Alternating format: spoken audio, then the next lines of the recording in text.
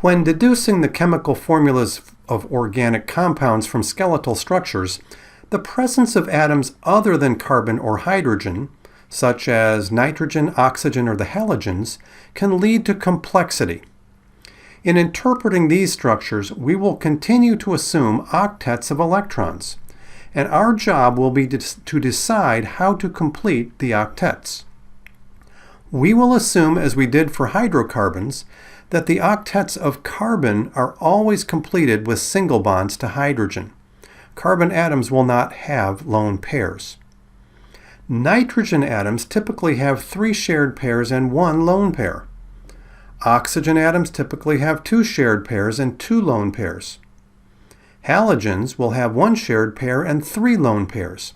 In each case, this leads to atoms with 0 formal charge, which is commonplace in almost all organic compounds. As our first example, let's find the chemical formula of this molecule. Shown is a chain of 4, where one of the atoms is specifically nitrogen. That means there will be 3 carbon atoms. Applying the same strategy that we used for hydrocarbons, we complete the octets on the carbon atoms with single bonds to hydrogens, noting that we need 3 on the end carbon atoms, but only 1 on the carbon atom with the double bond. Notice that the nitrogen atom already has 3 shared pairs, 1 in the single bond and 2 in the double bond. To fill out its octet, the nitrogen atom would use a lone pair. There would be no hydrogen atoms on the nitrogen. The chemical formula for this compound is C3H7N. In this example, there is a chain of atoms, but an oxygen and a chlorine are specifically shown. The other atoms at the end of the line segments are carbon atoms. There are 3 of them. As usual, we can find the number of hydrogen atoms on the carbons by completing the octets with single bonds to hydrogen. There would be a total of 7 hydrogen atoms bonded to carbon. Oxygen has 2 shared pairs, so it completes its octet with 2 lone pairs. Chlorine is happy with its 1 shared pair and completes its octet with 3 lone pairs.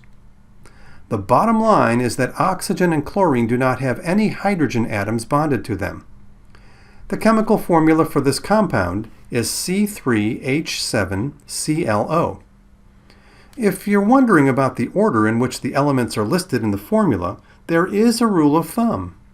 In the chemical formula, the elements are traditionally listed with carbon first, hydrogen second, and then the other elements in alphabetical order.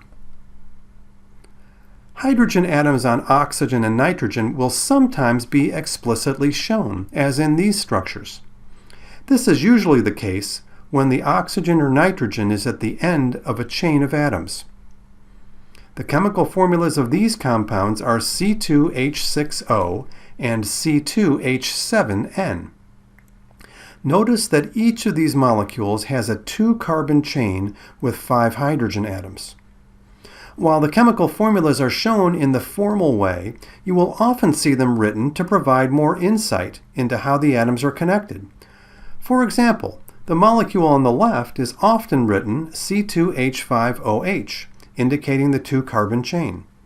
And the molecule on the right is written as C2H5NH2, suggesting a similar structure with the nitrogen atom at the end of the chain.